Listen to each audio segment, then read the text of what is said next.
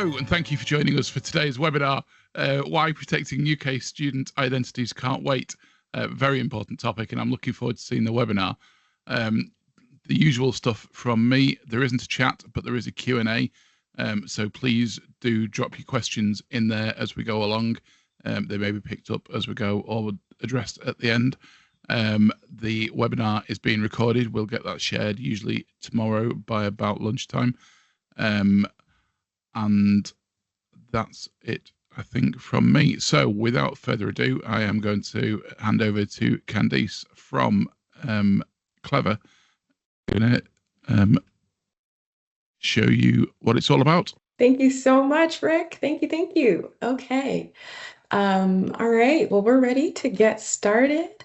And Pete, I'll pass it to you to kick us off. Yeah, fine. Welcome, everybody. Thanks for having us. Like Rick said, really important subjects on student identities and something very very hot at the moment. A quick icebreaker to get us started, if I dare.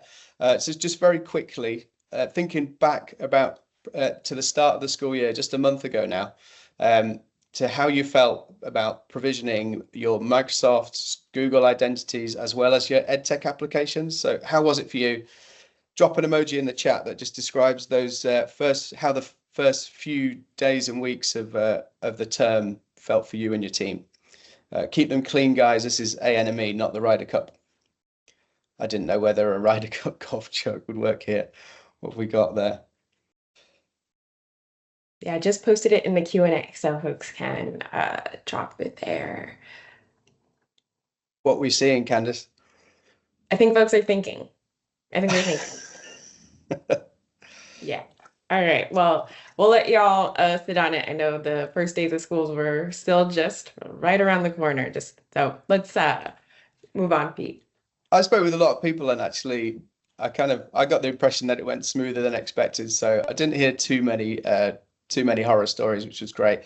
This is the team today, your Clever team. I'll be joined by Candice, who you've already met there. So and she'll be co-presenting. And then Marlene, our UK technical lead and expert, will be responding to the questions in Q&A. So please do hit her up there, keep her busy. The agenda quickly for you, exploring UK student identities. So we'll need to look at why it's challenging to protect student identities. We'll start around that urgency and we'll explore some of the challenges around it. And then we'll dive into 4 best practices for securing student digital identities, what that looks or can look like in action, including some live demos, and then on to next steps in Q&A. So starting with that urgency piece, there's been a lot of research actually recently just come out on cyber attacks. Hopefully you're aware, no doubt you'll be aware of some of it. But at this point, I think it's fair to say that it's dangerous to think of student accounts as low risk, which I think we have done in the past. We're seeing 1 out of 4 school organisations reporting an increase in cyber attacks targeting student accounts. The UK government survey on technology in schools has demonstrated 60% of secondaries identifying a breach in the last 12 months. And just 2 weeks ago now, the Information Commissioner's Office published that 57% of insider cyber attacks are caused by students. So we have both internal and external threats targeting student accounts, interrupting learning, of course. And whilst every trust in school is different, you'll recognize some of these 4 challenges, whether you've already solved them, whether they're ongoing. So these are the challenges we're hearing from schools. So, ensuring every system is in sync, even if that means yet another CSV export, manually creating OUs, deprovisioning accounts, backlogs of queries to support student password reset requests, finding out that schools are using a new tool out of the blue that hasn't been formally approved. And of course, whilst all of these are kind of good enough, they cost you resources, time, energy, and ultimately they impact our security. So let's imagine a world where these uphill battles are solved and allowing you to focus on creating your secure foundation, warding off cyber attacks or cyber threats. And imagine your workload and the student experience where your MIS LMS and your HR systems are all connected to one system which automates your accounts and your passwords. Imagine then if that integration enabled standardized data exchange, eliminating repetitive work. And then imagine that students of any age and ability are able to instantly and safely log in, eliminating IT tickets without any delays. Or, we saw a lot of this sort of 12, 15, 20 minutes logging in class into a device and then on through to an EdTech application. This last one important as well, sort of your EdTech inventory. So imagine having great visibility over EdTech usage and your inventory, and allowing you to make and your colleagues to make data-informed decisions. And I guess the question, so how do we arrive at this magical destination? Well, the first step really is starts with a unified identity. Thanks, Pete. So yes, we know that identity is critical for access, right? Especially with identity providers like Google and Entra ID. And we know also that for schools, identity is more complex than just your IDP. You have so many data sources, devices, and EdTech apps, all holding identities and exchanging that associated data. So it's really important that we discuss what digital identities are in schools, and they unlock devices and provide access to schedules, access to grades and attendance, and they open the door to just endless learning opportunities. And here's how unified identity works, right? Each identity represents a real person in a school community, whether that's a student, a teacher, a supply teacher, staff, and family members. And you have all these different databases holding those identities, and Pete had shared them before, right? Like your MIS or your LMS, or even your HR system. And so then you have to tie all of these systems to the EdTech applications and devices and your IDPs to unlock those accounts and access. And you have to ensure that they are secure and that the right folks get the right access to the right tools, which is why it's so important that the entire education ecosystem, schools and EdTech vendors, have unified digital identity. So that way, like we were sharing, the right people in each school get the right secure access to what they need. And that way, every student has secure, uninterrupted learning experiences. And a lot of what we're sharing today is actually covered in our recent publication called the IT Leader's Guide to Protecting UK Student Identities. And I'm going to drop that for you now in the Q&A, so you can take a look. And I also see we did get some emojis. Thanks, y'all. Okay, I see a thumbs up. I see a thinking, a shocked, great, and some others. So thanks for sharing how the first day went for you. So these are the 4 pillars that we are focusing on today. And I think, cybersecurity, right? It's a huge onion. It's a huge topic, but we're going to be focusing on elements of identity and access management.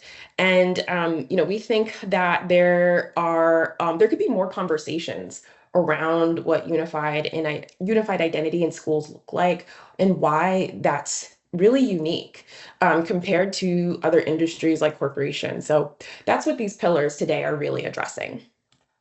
So let's dive into the first one, centralizing your EdTech management and ecosystem. And to start, y'all are the experts on your IT stack, right? You're the ones who are making digital learning happen.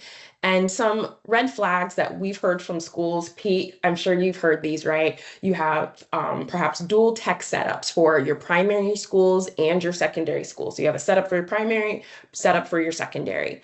And then you have your identity accounts all centrally managed, but then the schools are managing the EdTech access. So then there's like a gap and lack of centralized visibility and control over the data that's shared with those EdTech applications.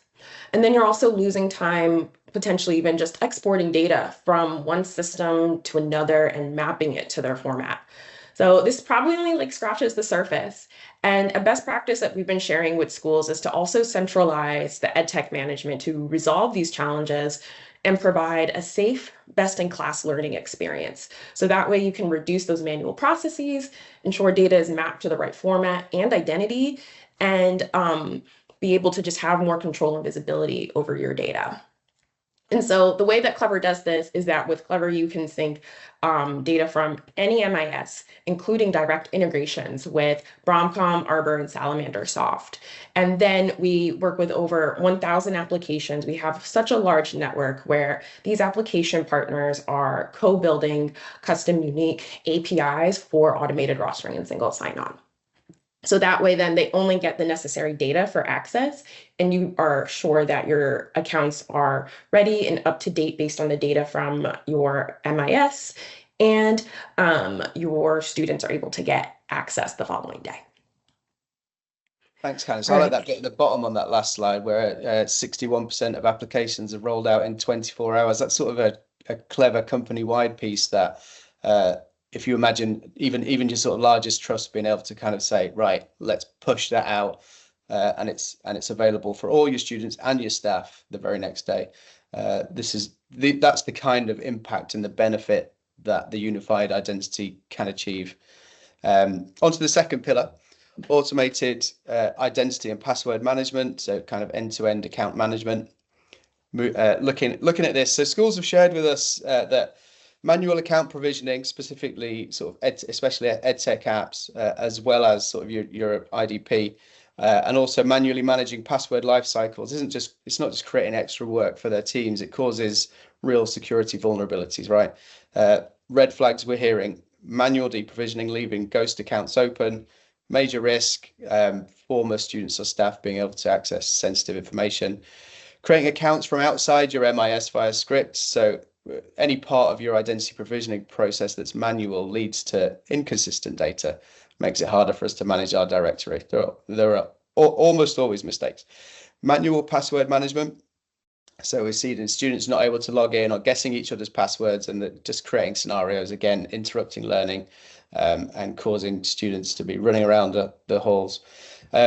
So you want to automate your accounts and passwords to stay up to date, and ideally unify them across your systems. And that's why so many schools choose Clever identity management.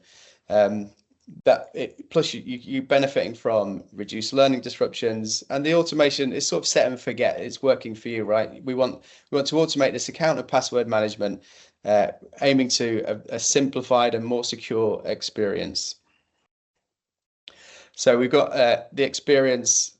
This image illustrates that experience of automated identity management. I won't read it all out. But you may not be getting to this today with your current processes. Interested to have conversations about your own systems and tech stacks.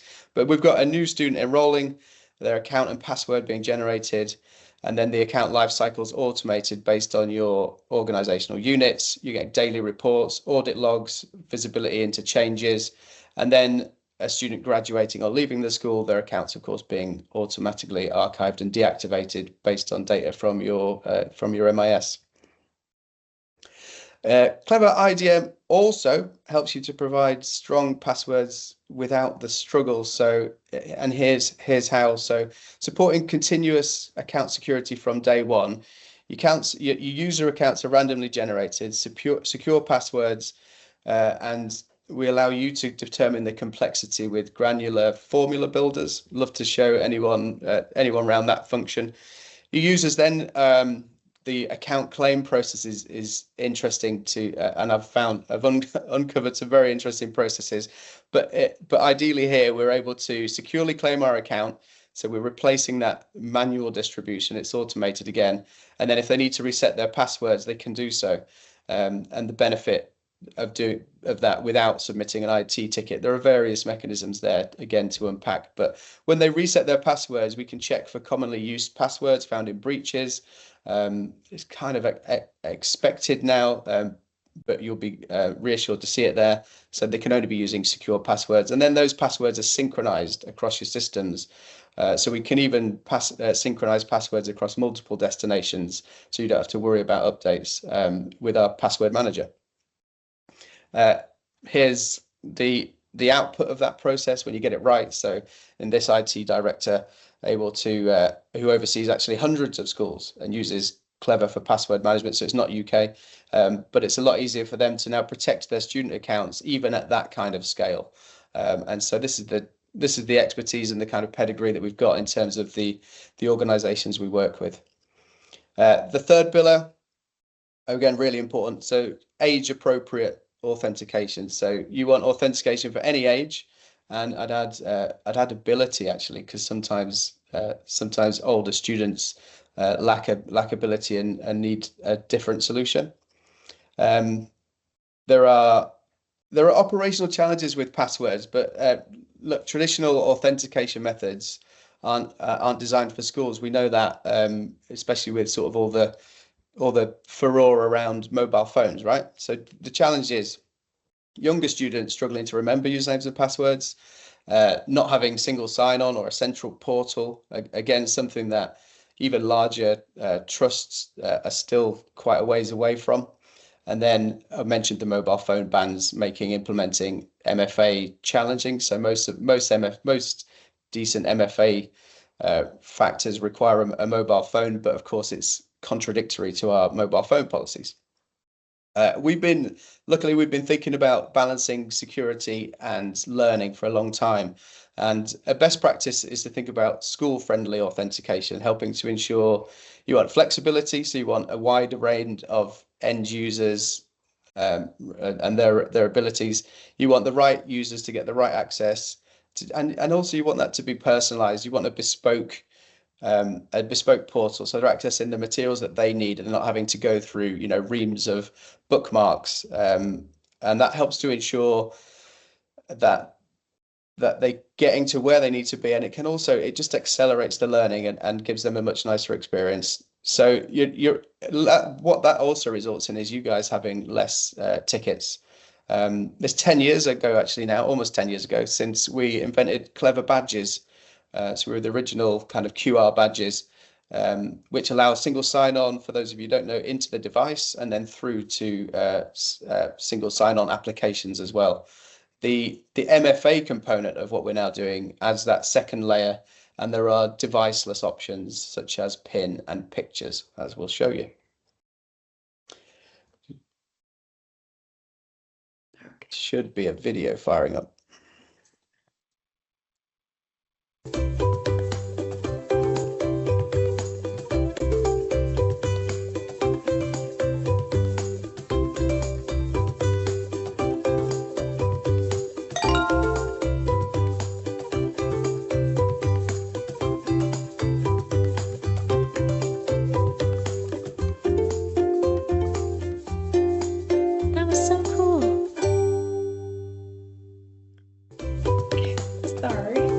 Not again.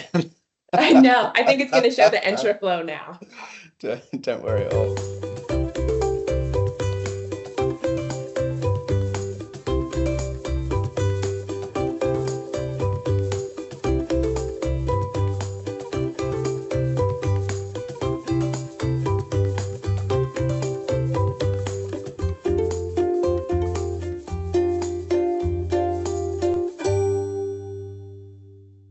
Got you. That caught me by surprise, actually.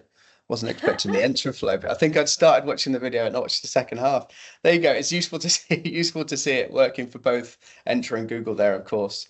And we can move on. So I guess here in the UK, it's the idea of kind of putting MFA on students it's still relatively new. So we're in pilot phase with a lot of trusts and schools. These guys at many of you may know Steve. Hi, Steve, if you're here. These guys are into clever badges and have found, no one's asking, how am I getting little Jimmy logged on? It just automates things, and it's all they need. Their clever badge gets them everything they need. Yes. One thing he also shared with us too is that by implementing clever badges, it helped with strengthening password management and complying even better with DFE and cyber insurance requirements. So single sign-on can really help with improving those back-end processes that we were sharing about before. So let's move on to the last piece around EdTech visibility. And considering that there's just so much constant EdTech adoption, and I know that digital teams are now looking to control what's being adopted and measure effectiveness. And one of the starting places for that type of process includes knowing what EdTech is used, knowing what student data is shared with applications, and having access to data to make those informed decisions. But so many schools have told us they don't have those things. They don't know what EdTech's used. They don't know what data is shared. And it just makes it so much harder to make those types of decisions. And so if they had that type of visibility, they've shared with us that it would just really be able to help with, yes, boosting data privacy, but also consolidating licenses, planning professional development, and supporting students. And so I want to share actually how this type of data can even help with supporting your own security initiatives, and finding out how you can leverage EdTech, safe, effective EdTech use.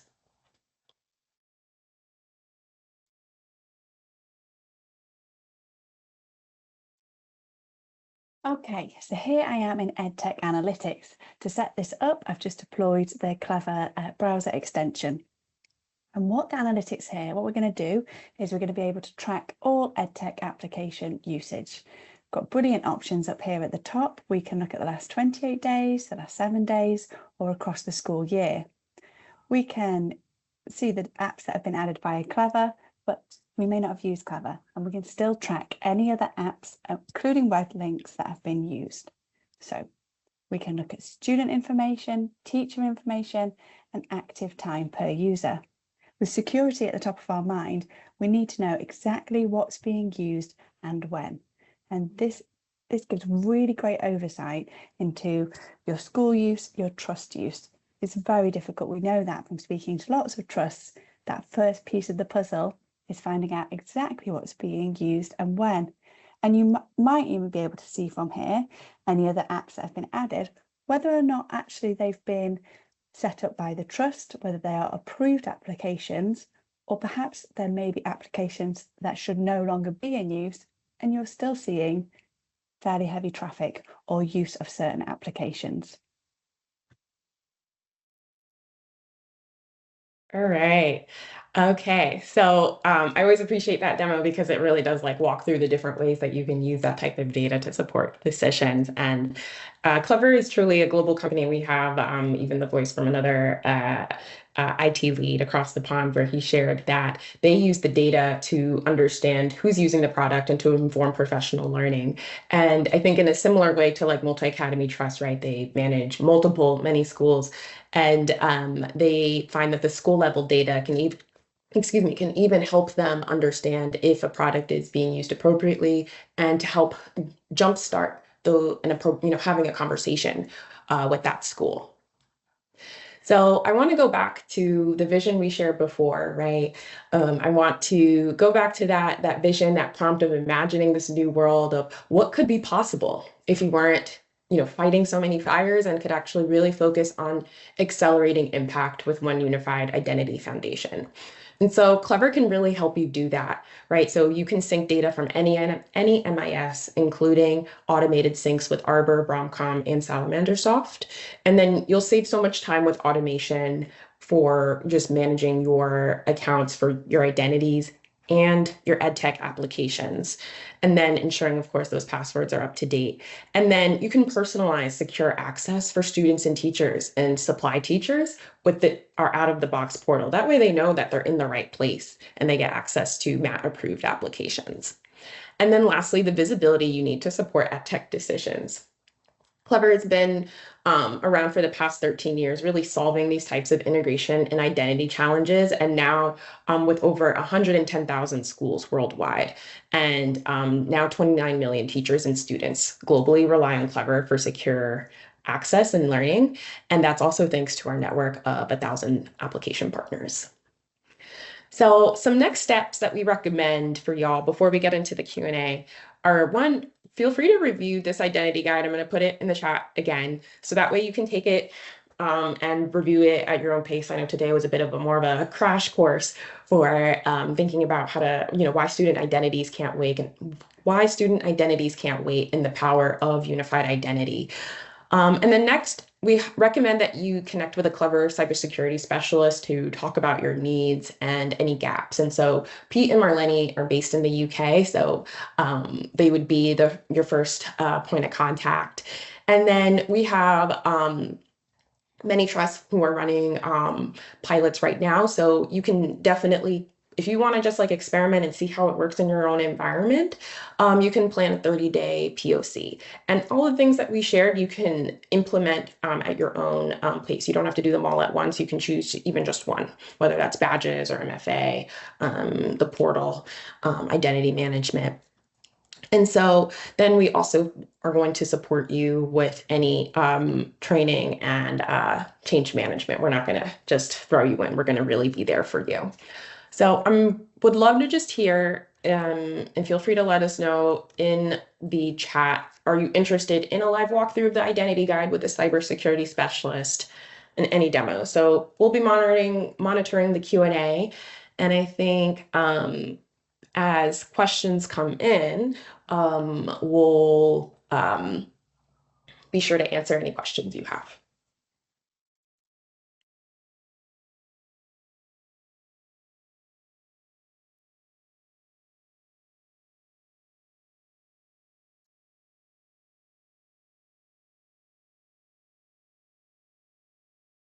I think there's like a 20-second lag for any questions. So if you're typing, I'll probably get it in like 20 seconds.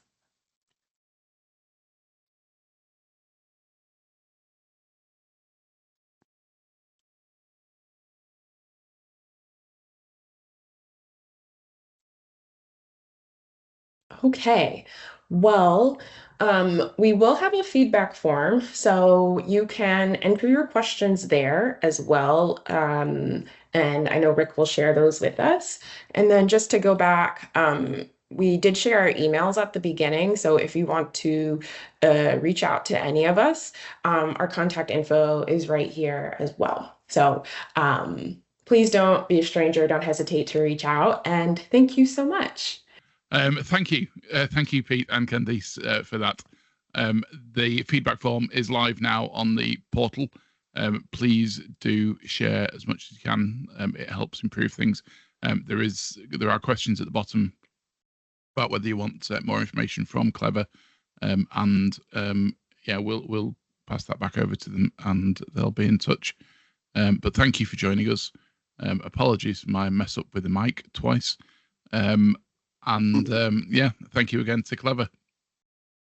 Thank you so much for having us, Rick. Thank you.